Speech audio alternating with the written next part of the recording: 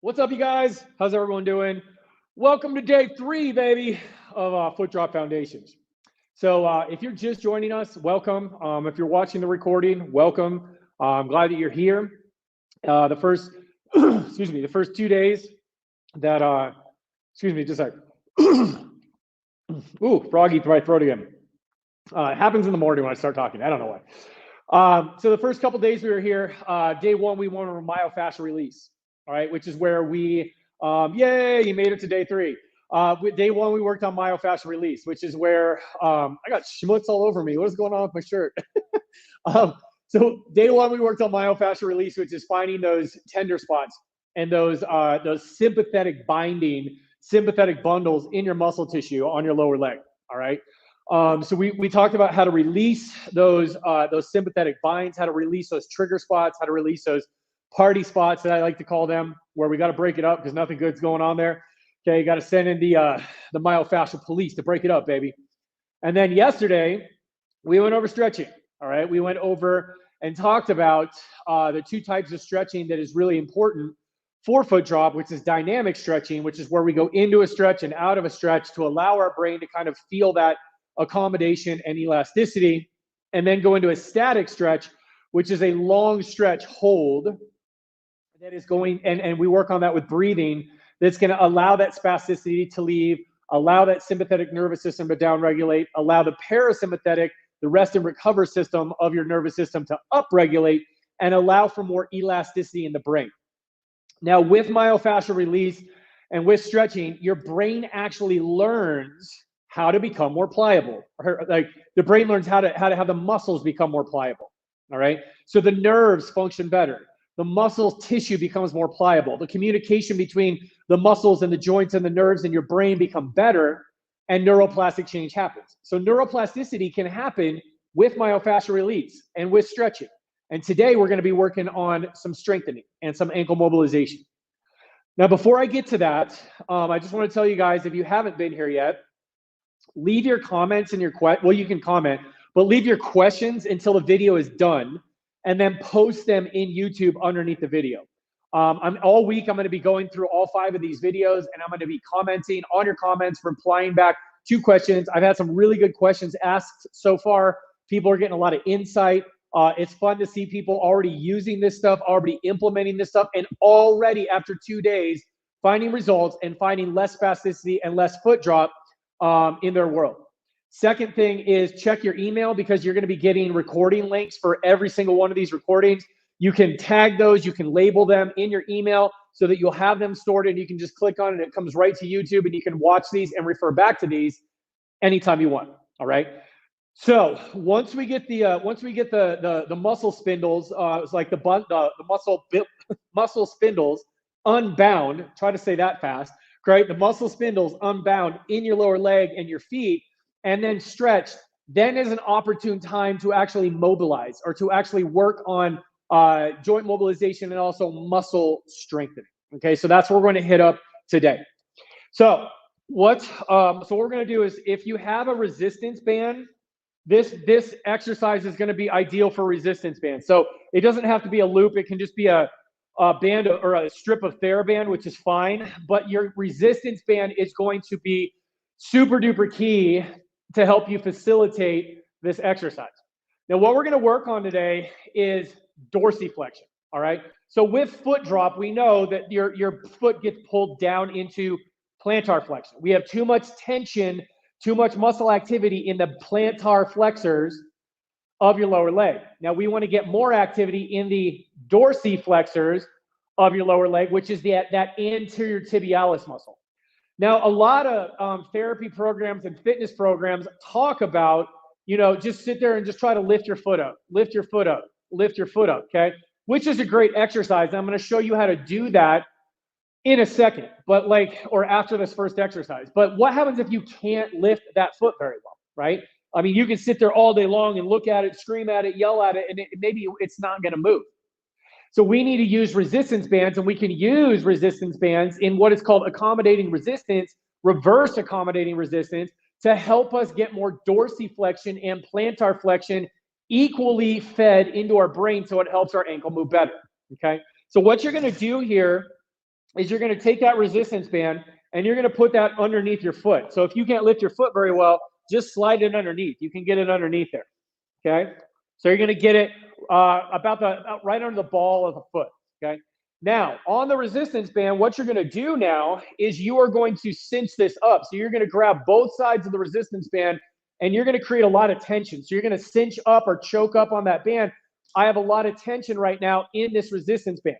Now, what that's gonna do, the resistance band is trying to pull up. So what that does is it provides an automatic spot that helps me lift my foot, like a spotter on a bench press or a squat or something like that. So the resistance band actually helps you, the elastic potential energy actually helps you pull your foot up. So it's like somebody's underneath your foot helping you lift, okay? So that's gonna be an assistance.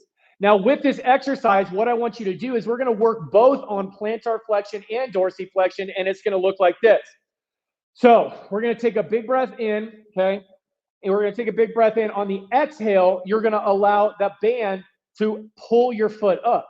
Now, as that band is pulling your foot up, I want you to try to use these muscles on the front of your shin to try to pull the middle of your foot or your shoelaces up or back towards your shin, okay? So you're gonna have the band helping you out, and I want you to consciously think about using the muscles right here in that anterior tibialis to pull that foot up, okay? The more help that you need, the heavier the resistance band and the more you want to pull up on this resistance band, that's going to give you more help, okay? So the heavier the band and the tighter the band, the more help that you're going to get for dorsiflexion, all right?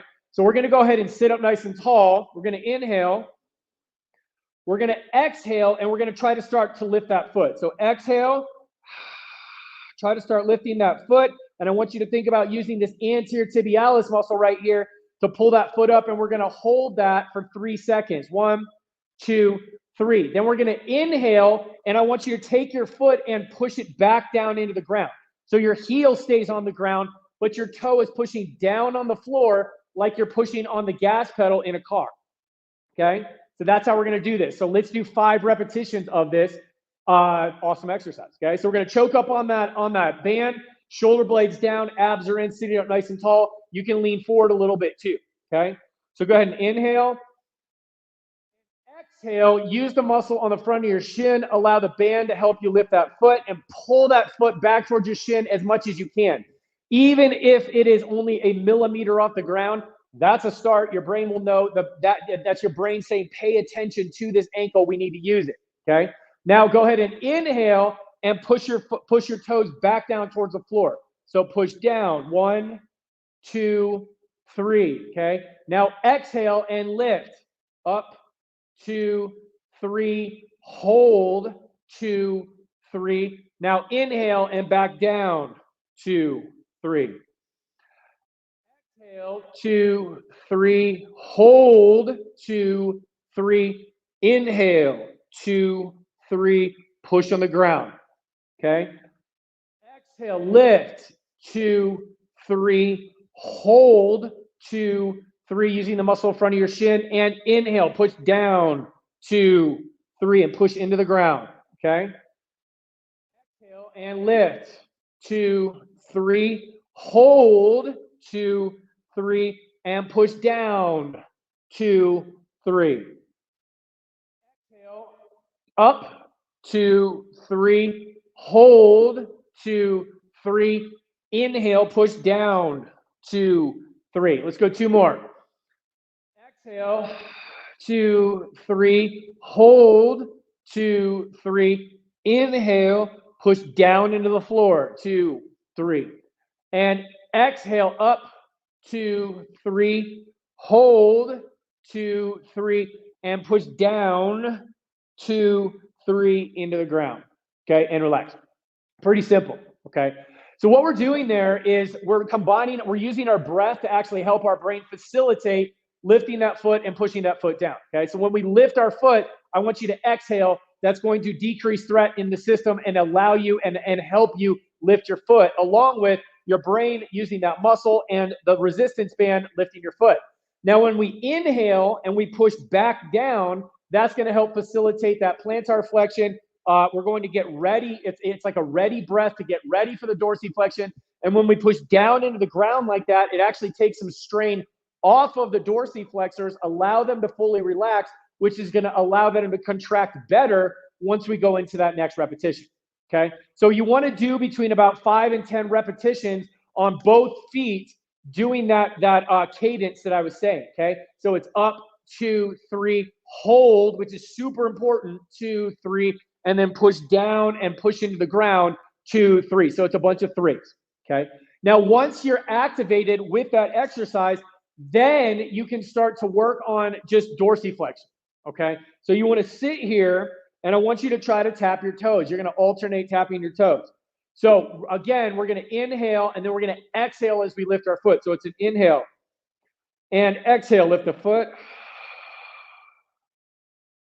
Inhale, put the foot down. Switch feet. Exhale. Now look at your foot as you do it. Inhale. Exhale. Inhale. And exhale. Inhale. And exhale. Inhale. And exhale. And relax. Now, why I do the band exercise first before trying to just do quote unquote body weight or non-resisted dorsiflexion is that that exercise with the band primes the pump or primes the brain or grooves the pattern in your nervous system to allow for better dorsiflexion. Okay, so once we go through and we hit myofascial release, and then we go through and we're actually working on stretching and moving mobility or putting mobility into that system, and then we use this resistance band to help accommodate or help facilitate dorsiflexion and plantar flexion in that ankle, then that sagittal plane, which is the front to back plane in your brain, becomes activated and upregulated, so that then when you go into motor control exercises where you're using your own brain, your own body with no resistance, your brain's actually able to better move that limb or better move that joint, because it's been fed a bunch of preparatory movement patterns and movement drills and excitation and upregulation activities into the brain to allow dorsiflexion to happen better. Okay, so this one was a little short today. This is a super duper important exercise for my people with foot drop, my MS Gym members. I have them focus on doing this probably 2 to 3 times a day. All right, and like I've said the past couple days, the best thing to do is to coordinate this around your meals. Right, so in the morning, just you want to do like 30 seconds to a minute of myofascial release, a minute of stretching on both legs, and then maybe just do this band exercise. Right, at lunch, do another set of myofascial release, do another set of stretching, and then maybe do this band exercise, and then sit there and just think about trying to lift that foot back down and switch, lift that foot back down and switch. And then at dinner or at bedtime, you can do that again. The thing is, you guys, is that if you've had a neurologic condition, if you've had foot drop for any longer than about 3 to 6 months, it's going to take at least as long to start to reverse that pattern. All right. If you've had MS or if you've had foot drop for 5 years or 10 years, that does not mean it's going to take 5 or 10 years to get better, but it will take a little bit more volume and a little bit more repetition and a little bit more practice to feed that movement into your brain, to allow that brain to find the map down to your foot and allow it to feel safe and not threatening, lifting that foot on both sides and then putting weight down on the foot. So this is an awesome exercise. This one's a game changer. This one helped me a ton as I was recovering from Lyme disease flare-ups, all 7 of them. And I was doing this exercise a couple months ago when I was in a major flare-up, and it affected my feet again. And I can tell you, this exercise alone was amazing. So working on just the dorsiflexion, plantar flexion, pumping of that ankle allowed the joint receptors to kick in, the muscles to kick in, my lymphatic system to start circulating inflammation out of my body, and really allowed my feet to start working well again. So I hope you guys enjoyed this. This is part 3 of this series. Tomorrow, we're going to be working on side-to-side movement, which is imperative that we get lateral movement back into the ankle. Combining that with up and down movement is how we really start to reestablish those movement maps and counteract your foot drop. So I love you guys. Thank you for being here. Drop your comments in here once I hit stop, and this is published, and I'll be happy to answer those questions today. Practice your drills, see what's happening, and I hope you start to find results soon. So I will talk to you later. Enjoy today. Bye.